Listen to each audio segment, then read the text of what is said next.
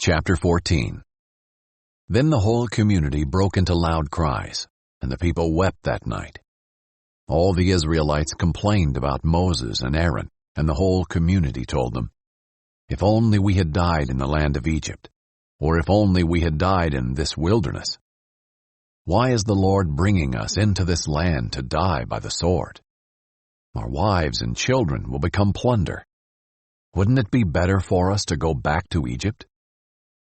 So they said to one another, "Let's appoint a leader and go back to Egypt." Then Moses and Aaron fell face down in front of the whole assembly of the Israelite community.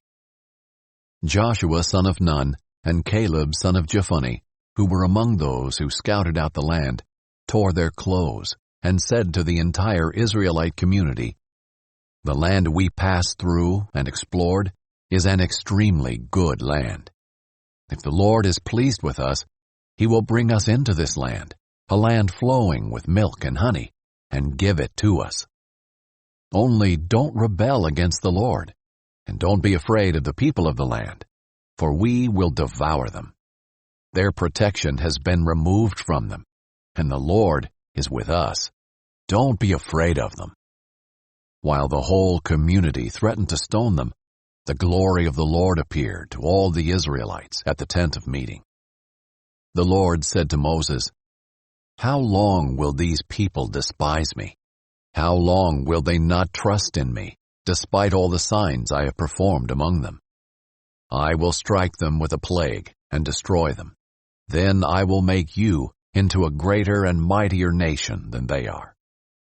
But Moses replied to the Lord, "The Egyptians will hear about it, for by your strength you brought up this people from them. They will tell it to the inhabitants of this land. They have heard that you, Lord, are among these people, how you, Lord, are seen face to face, how your cloud stands over them, and how you go before them in a pillar of cloud by day and in a pillar of fire by night.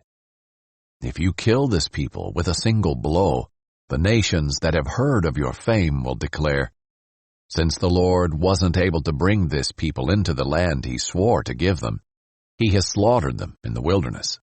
So now may my Lord's power be magnified, just as you have spoken. The Lord is slow to anger and abounding in faithful love, forgiving iniquity and rebellion. But He will not leave the guilty unpunished, bringing the consequences of the father's iniquity on the children to the third and fourth generation. Please pardon the iniquity of this people, in keeping with the greatness of your faithful love, just as you have forgiven them from Egypt until now." The Lord responded, "I have pardoned them as you requested. Yet as I live, and as the whole earth is filled with the Lord's glory, none of the men who have seen my glory and the signs I performed in Egypt and in the wilderness, and have tested me these 10 times, and did not obey me, will ever see the land I swore to give their ancestors.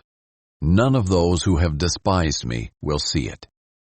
But since my servant Caleb has a different spirit, and has remained loyal to me, I will bring him into the land where he is gone, and his descendants will inherit it.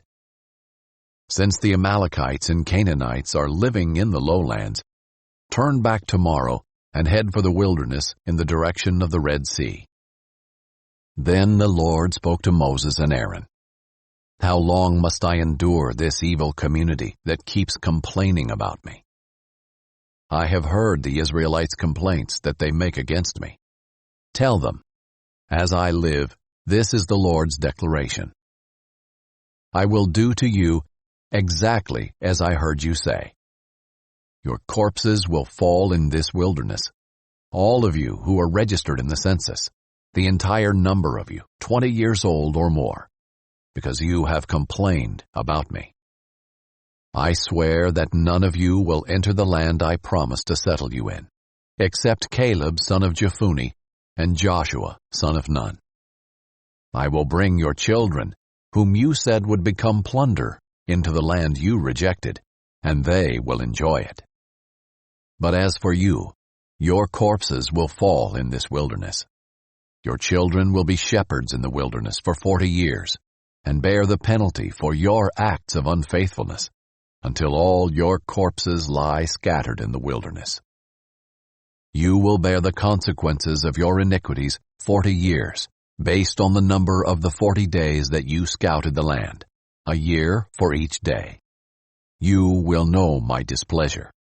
I, the Lord, have spoken. I swear that I will do this to the entire evil community that has conspired against me. They will come to an end in the wilderness, and there they will die. So the men Moses sent to scout out the land, and who returned and incited the entire community to complain about him by spreading a negative report about the land, those men who spread the negative report about the land were struck down by the Lord.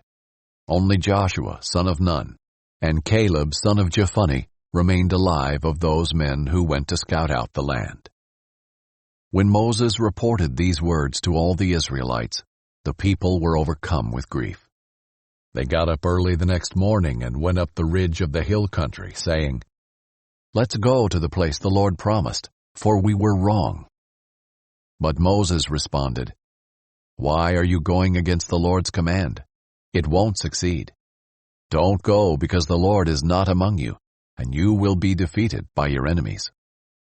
The Amalekites and Canaanites are right in front of you, and you will fall by the sword. The Lord won't be with you, since you have turned from following him." But they dared to go up the ridge of the hill country, even though the ark of the Lord's covenant and Moses did not leave the camp. Then the Amalekites and Canaanites who lived in that part of the hill country came down, attacked them, and routed them as far as Harmah.